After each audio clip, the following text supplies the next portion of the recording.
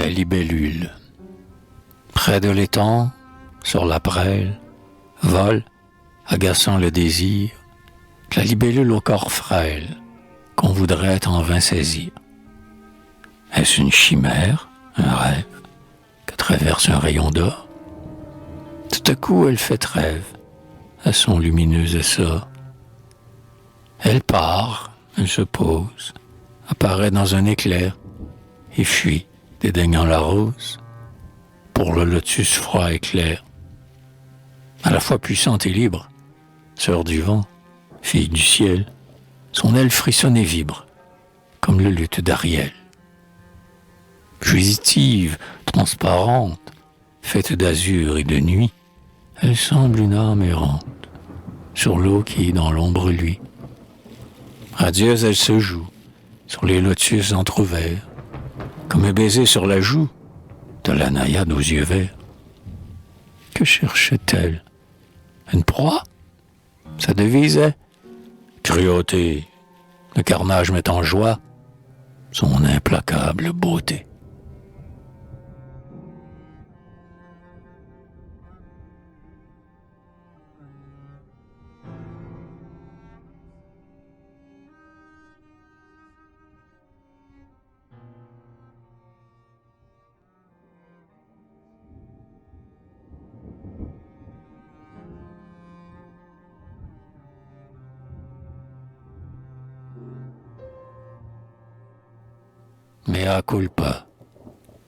Mea culpa, je m'accuse de n'être point décadent. Dans les fruits trop verts, m'amuse, n'ose pas mettre la dent. Les gambades périlleuses ne sont pas de mon ressort. Ces gaietés sont dangereuses, pour qu'il n'y ait pas assez fort. La témérité m'enchante chez les jeunes imprudents. Mais tranquillement je chante, laissant passer les ardents. Ils vont, rompant tous les câbles, franchissant tous les fossés, truffant d'étranges vocables, les hémistiches cassés, et composent des salades, de couleurs avec des sons, à faire tomber malades les strophes et les chansons. Du diable, si je m'y frotte, tout ça n'est pas pour mon nez. On m'enverrait à la hotte avec les journaux mornés. Je deviendrais vétaphone si j'allais en étourdi, mais gosiller comme un faune, fêtant son après-midi. Laissons tous ces jeux d'adresse à l'érudit, au savant. Ce qui siérait à l'altesse ne vaut rien pour le manant.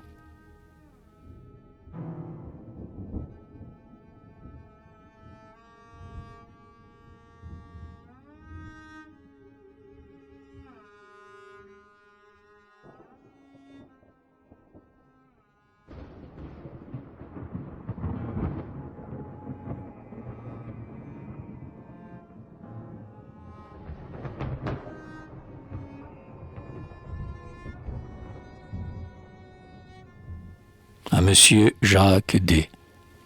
Jeune homme heureux à qui tout sourit dans la vie, garde bien ton bonheur. Tu n'as jamais connu la haine ni l'envie, la paix est dans ton cœur. Ta mère n'est plus là, mais ton père est un frère, et ta femme est un ciel. La coupe qui souvent n'a qu'une lie amère, pour toi n'a que du miel. Peut-être voudrais-tu guerroyer dans l'armée, des conquérants de l'art, et qu'un jour t'acclamant, pour toi la renommée, déploya l'étendard. Imprudent, fuis la route où son clairon résonne. Elle mène à l'enfer. Si la déesse au front nous met une couronne, la couronne est de fer. Tu connaîtras, hélas, si ton charme est sa roue, dans ce chemin glissant, l'ornière qui se creuse, et le froid sur tes joues, de l'aquilon puissant. Tu connaîtras les yeux menteurs, l'hypocrisie, les serments de main, le masque d'amitié cachant la jalousie, les pâles lendemains, ces jours de triomphe où le troupeau vulgaire, qui pèse au même poids, l'histrion ridicule et le génie austère, vous met sur le pavois. La gloire est infidèle et c'est une maîtresse, plus âpre que la mort. Quand on a le bonheur, à quoi bon cette ivresse? crains de tenter le sort. Je sais qu'on avertit en vain ceux que dévore la soif de l'inconnu. Si le soir est trompeur, souviens-toi qu'à l'aurore, je t'avais prévenu.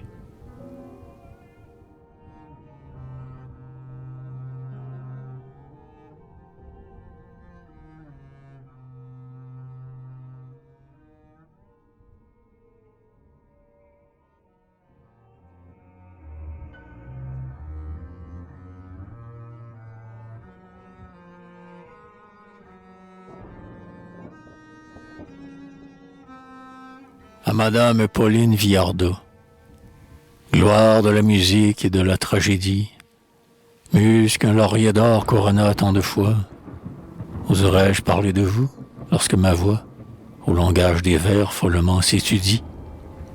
Les poètes guidés par Apollon vainqueur ont seul assez de fleurs pour en faire une gerbe, digne de ce génie éclatant et superbe qui pour l'éternité vous a fait leur sœur. Du culte du beau chant, prêtresse vénérée, ne laissez pas crouler son autel précieux. Vous qui l'avez reçu comme un dépôt des cieux, vous qui du souvenir êtes la préférée. Ah, comment oublier l'implacable fidèse de l'amour maternel endurant le supplice, Orphée en pleurs qui pour revoir son Eurydice, enhardi par Eros pénètre dans l'Hadès. Grande comme la lyre et vibrante comme elle, vous avez eu dans l'art un éclat non pareil. Vision trop rapide, hélas, que nul soleil dans l'avenir jamais ne nous rendra plus belles.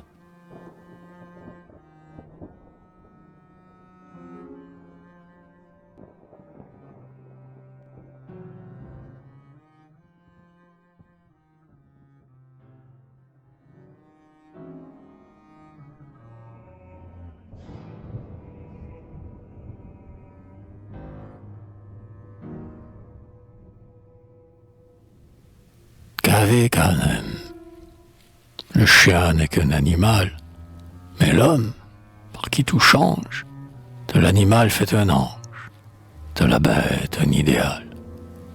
D'un museau noir, un poème, de jet brillant au soleil, rien sous les cieux n'est pareil aux pattes du chien qu'on aime. À ses oreilles, tombant, avec grâce ou redressées, selon que vont les pensées de cet être captivant. Un sourire dans ce que le grand poète l'a dit. Si quelqu'un true en midi, on l'évite d'une lieue. À son chien se confiant, chacun pousse le courage, jusqu'à braver de la rage le péril terrifiant. Devant Azor qu'on admire, le genre humain disparaît. Pour plus d'une, que serait un amant près de Zémire? Ce fantoche intelligent, grâce aux erreurs que je blâme, peut-être en les partageant, prend le meilleur de notre âme.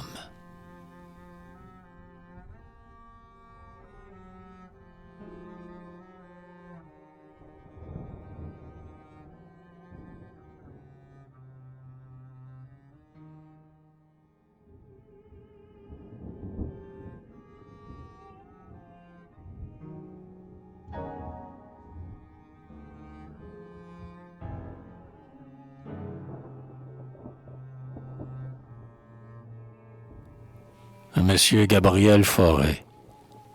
Ah, tu veux échapper à mes vers, misérable. Tu crois les éviter? Ils sont comme la pluie. Il n'est ni Dieu ni diable qui les puisse arrêter. Ils iront te trouver, franchissant les provinces et les départements, ainsi que l'hirondelle avec ses ailes minces, bravant les éléments. Si tu fermes ta porte, alors par la fenêtre, ils te viendront encore, étincelants, cruels, comme de la paraître, sortent des flèches d'or. Et tu seras criblé de rimes acérées, pénétrant jusqu'au cœur, et tu pousseras des clameurs désespérées, sans calmer leur fureur. Pour te défendre, volette à l'oreille rebelle, tu brandiras en vain du Dieu Pan qui t'a fait l'existence si belle, la flûte dans ta main. Elle rend sous ta lèvre experte et charmeresse un son voluptueux qui nous donne parfois l'inquiétante ivresse d'un parfum vénéneux. Les accords savoureux, inouïs, téméraires, semant un vague effroi, apportant un écho des surhumaines sphères, inconnues avant toi. Mais à l'essaim de mes vers, tourbillonnant, farouche, sur elle s'abattra, obstruant les tuyaux, le sens deviendra louche, des sons qu'elle émettra. Puis, joie inutile entre tes mains d'athlète, la flûte se taira. Ô vengeance terrible et dont l'ingrat poète, le premier gémira. Car, pour lui, le retour de la rose ingénue, après l'hiver méchant, après un jour brûlant la fraîcheur revenue, ne vale pas ton chant.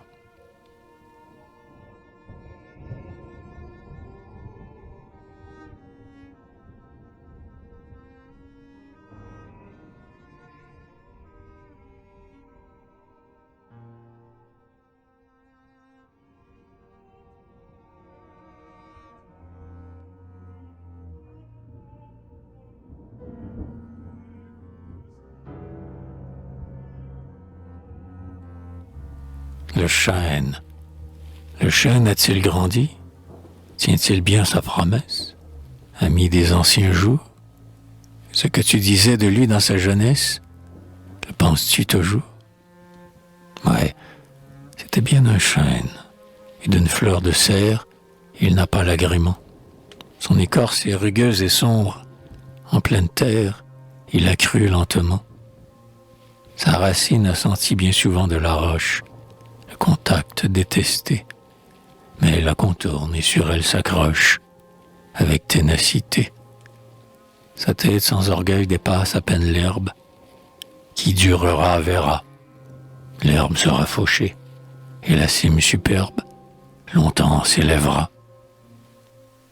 L'arbuste pousse vite et son riche feuillage a bientôt recouvert le jeune arbre sans grâce et sans fleurs, qu'un même âge fait moins fort et moins vert. Sois patient, le temps qui sans pitié ravage et la tige et la fleur de l'arbuste sera du vieux chêne sauvage consacrer la valeur.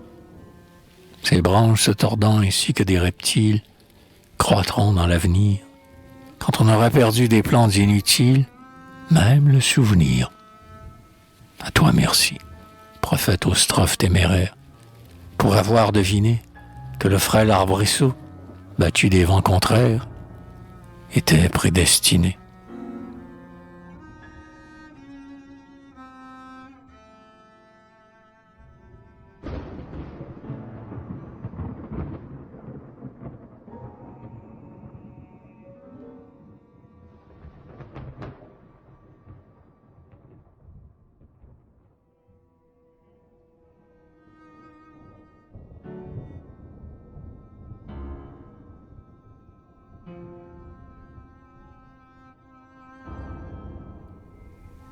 Modestie.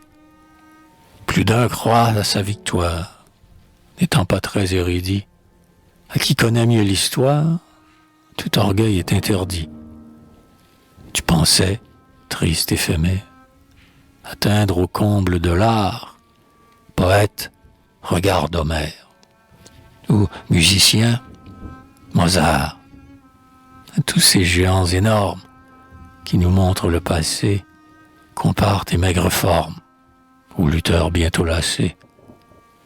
Des forces de la nature, ils ont la fécondité, ils ont la haute stature, la surhumaine beauté. De ces montagnes sublimes, qui sans effort à nos yeux, montrent des fleurs, des abîmes, et la neige dans les cieux. Si nous écrivons 3 lignes, l'univers tout étonné est averti par des signes qu'un chef-d'œuvre nous est né. Étourdi par le tapage, l'univers est en arrêt. Le temps souffle sur la page, le chef-d'œuvre disparaît. On encense des idoles avec les genoux pliés. Ceux dont on boit les paroles, demain seront oubliés. Ne va pas, toi qui m'écoutes, en prenant des airs narquois, t'aventurer dans des joutes avec les grands d'autrefois. Tu te verrais, pauvre athlète, aussi faible qu'un enfant, qui prendrait une arbalète pour combattre un éléphant.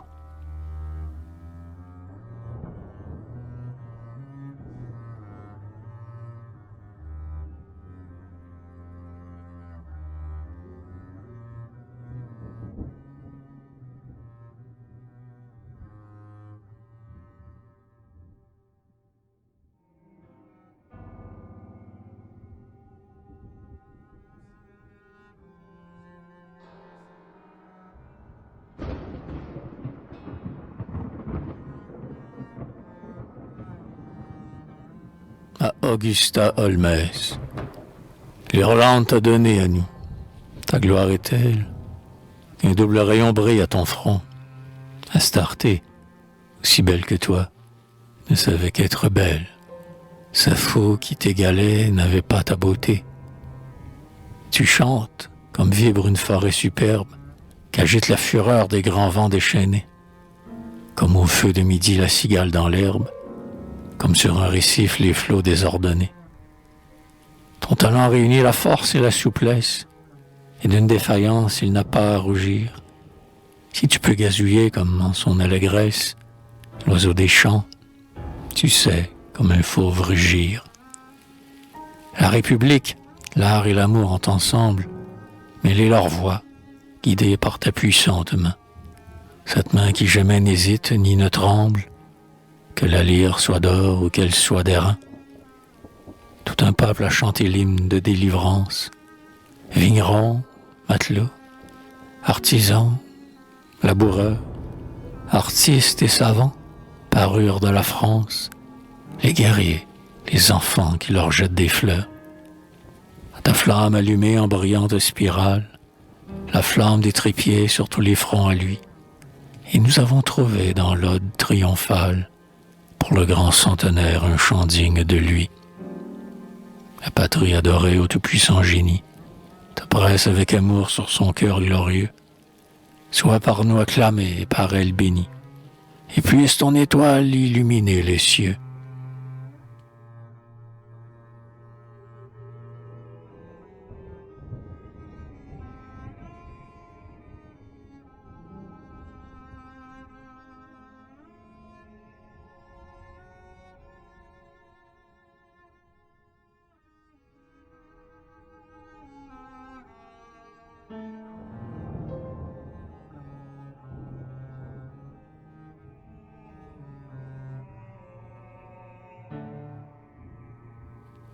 À la même, Augusta Holmes.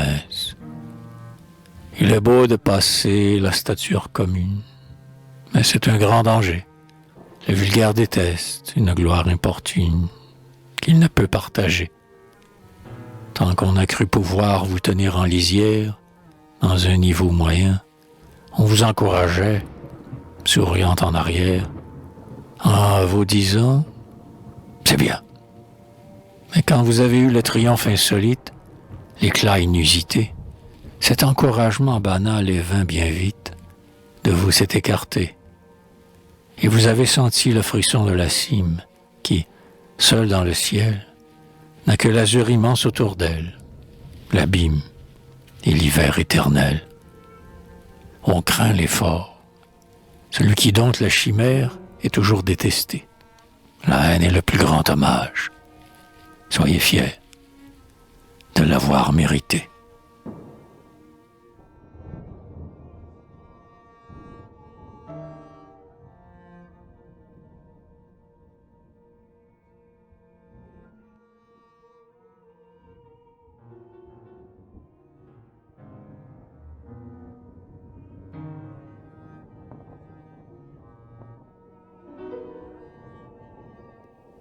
Gnotier sautant.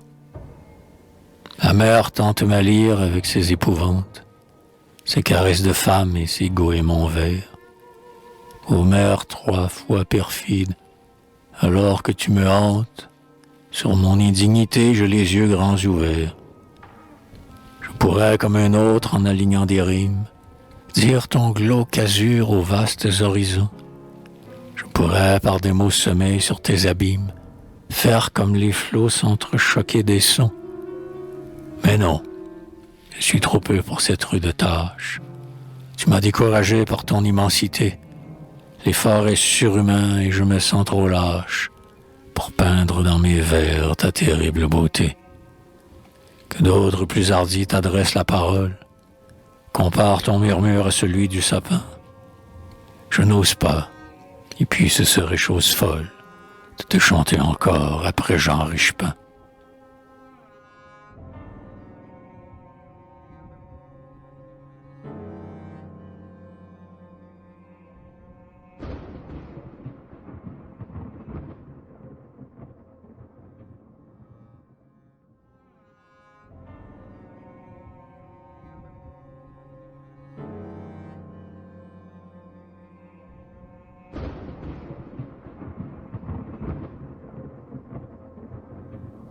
À Monsieur Pierre B.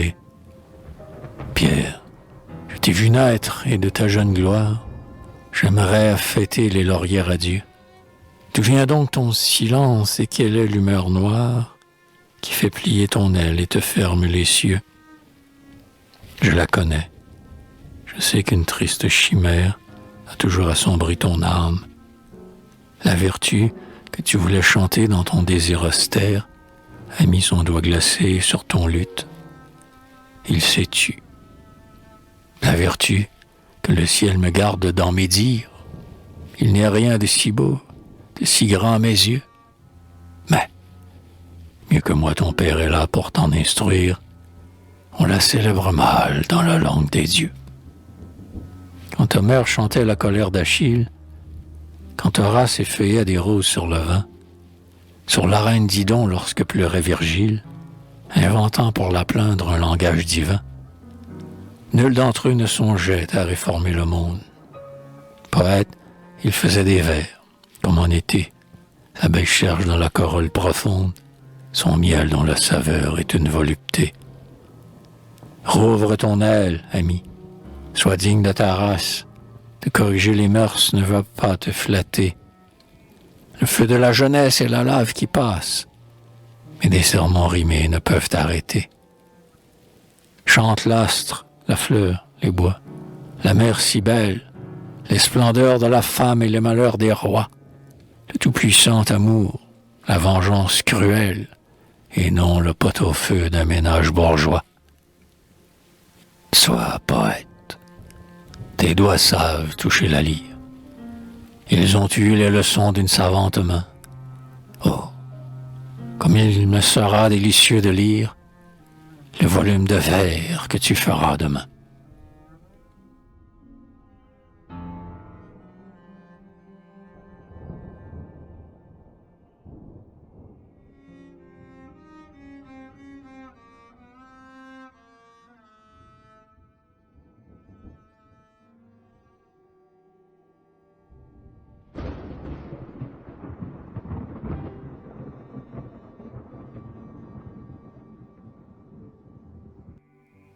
À Grenade, l'Alhambra combattit les enfants du prophète. Contre la vétusté vaillamment se défend. Il est toujours paré comme pour une fête. On dirait qu'il espère, on dirait qu'il attend. Qui sait, toujours l'islam agrandit son empire. Si les fils de Mahom, enchantement des yeux, quand le Christ ne serait plus là pour les maudire, n'y replanteront pas l'étendard des aïeux. Car le Christ dont la croix pâlit sur les murailles n'est plus l'inspirateur des conquérants jaloux.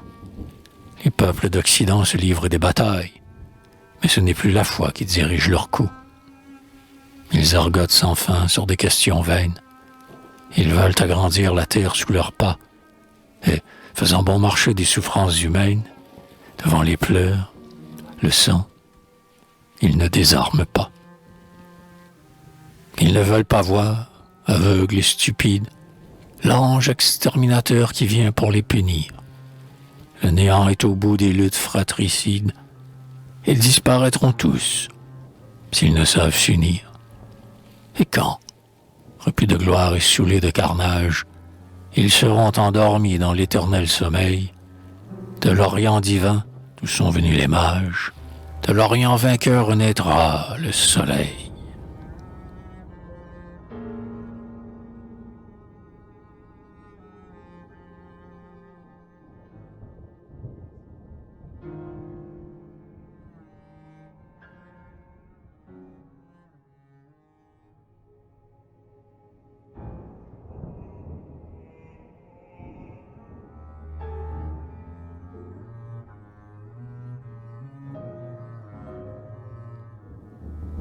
Ne soyons pas trop débonnaires. Ne soyons pas trop débonnaires. Aimez quand même et lâcheté. Pour les méchants, restons sévères.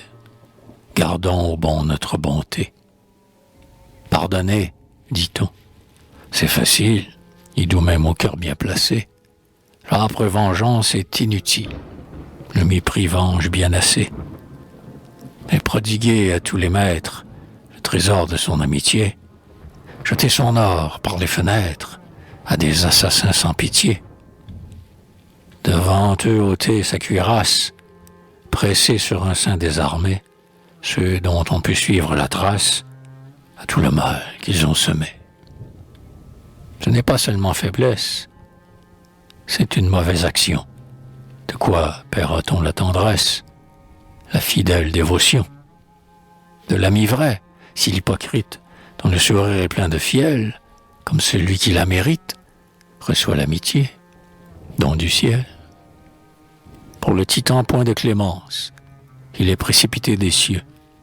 Le dragon périt sous la lance de l'archange victorieux. Ayons plus de miséricorde, mais pas d'attendrissement vain. Aux méchants le sage n'accorde qu'un entier parfait dédain.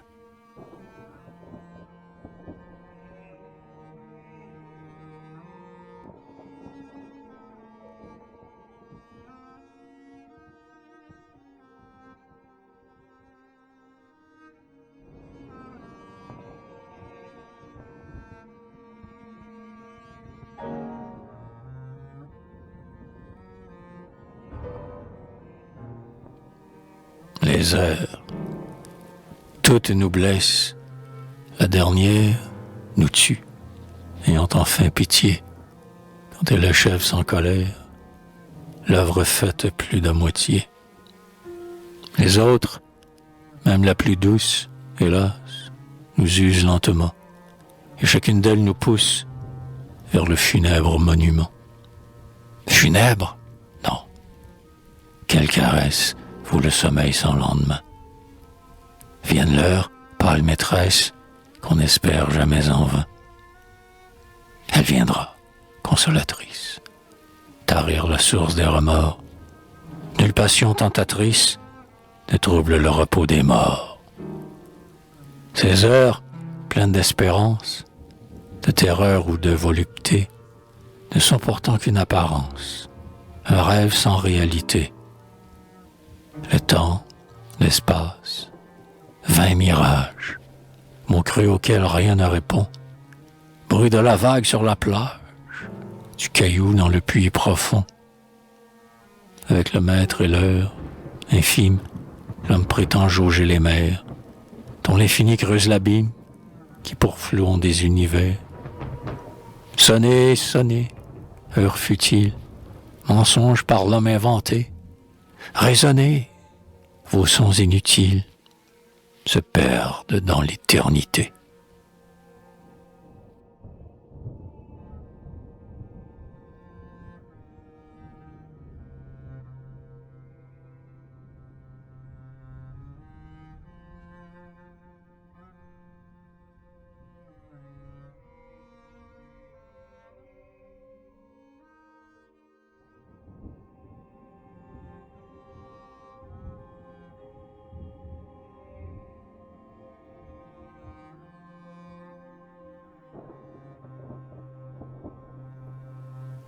Seva mater amorem.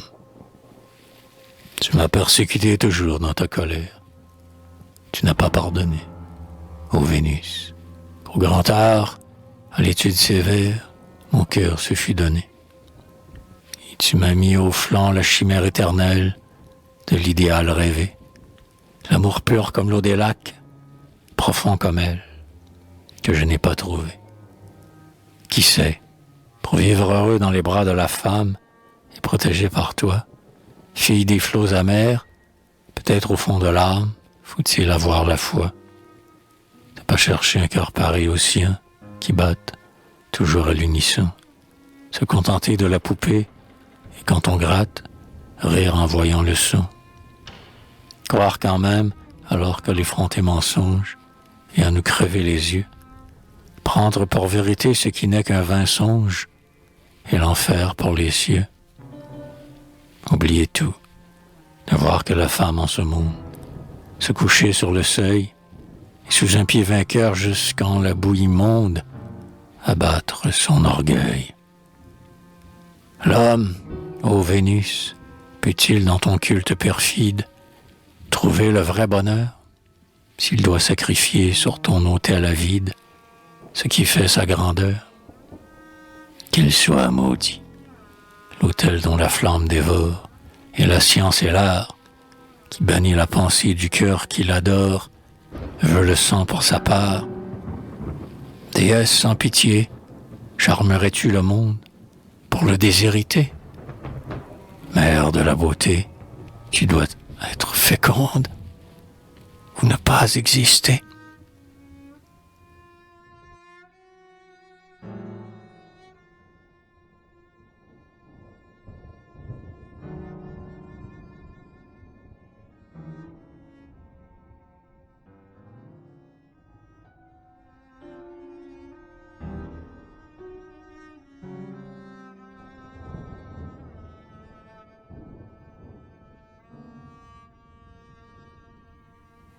Adam et Ève.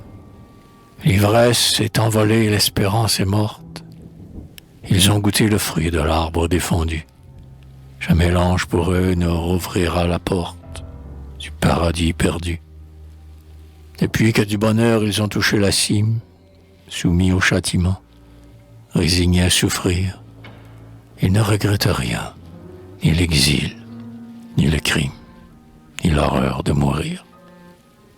La faim, la soif, n'ont rien dans le cœur se désole, ni le soleil de feu, ni le désert géant. Qu'importe, ils ont l'amour, de tout il les console, et le reste est néant. Car l'amour, engendrant voluptés et tortures, n'était pas dans l'Éden aux vertus condamnées. Il fallait, pour qu'il fût connu des créatures, que le crime fût né. C'est sur le désespoir que fleurit l'espérance. Pour que le rude devint l'amour prodigieux, il fallait aux humains le remords, la souffrance et les pleurs dans les yeux. Tsicoutdé, ce mot du tentateur suprême, était-ce donc vrai?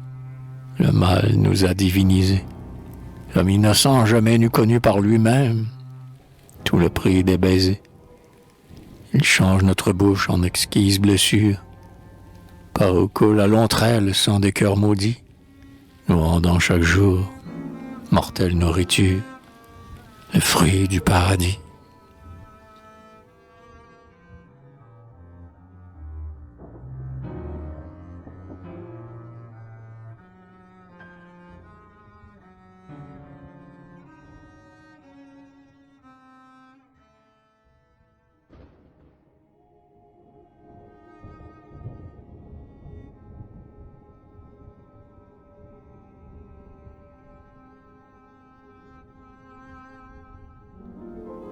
Tu savais bien, Yahvé, quand sa chair frémissante, l'homme, prompt à bénir et prompt à blasphémer, cache une âme qui brûle, à vouloir impuissante, et faite pour aimer. Tu mets près de la lèvre un fruit qui la désire. Tu dis, c'est le plaisir, n'y touchez pas. Pourquoi? Sous notre pied glissant, l'abîme nous attire. Qui l'a creusé? C'est toi. Sentant de ton pouvoir s'ébranler l'édifice, ô Dieu cruel, en vain pour racheter le mal, tu donneras ton fils, offert en sacrifice, comme un vil animal. Trop tard, le blé se sèche et l'ivraie est fertile. Trop tard, le mal a fait son œuvre pour toujours. Ton fils sur un gibet souffre et meurt inutile. Et l'homme, plein de jours, dédaignant tes Édens, méprisant tes supplices, laissant au chérubin ta céleste sillon, bravant la mort, l'enfer, se plonge avec délice dans la damnation. Si tu dis, non, le tentateur des âmes n'a pas dit vrai, car l'homme est plus grand que les dieux, qui, n'ayant pas brûlé des diaboliques flammes, se contente des cieux. L'homme règne en vainqueur sur la terre sublime. Il vit, les dieux sont morts ou se taisent, lassés. Son front touche le ciel, son pied fouille l'abîme. Lui seul, et c'est assez.